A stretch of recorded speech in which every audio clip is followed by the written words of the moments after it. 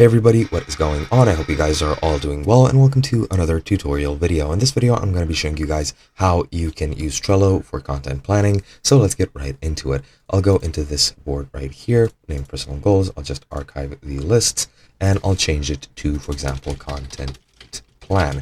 Now, if you're planning content for social media or anything of the sort, you want to make a list and you want to name these lists whatever you want. For example, if you're making content for Instagram, I'll make a list named posts for posts, stories, reels, and something along those lines. Now, for these, you want to add a card. And for example, you want to add a card named regular post.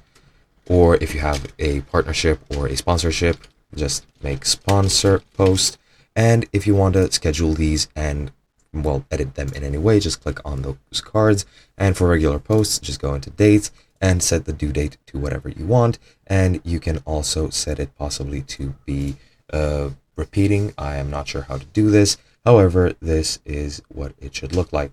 You have a due date and you have a time. You just set a reminder if you want to. You can set it at time of due date. You can set it to none. You can set it to 5 minutes, 15 minutes before, 1 hour, 1 day, 2 days, whatever you want. Then once you're done with that, just click save, and now you have a deadline for your post.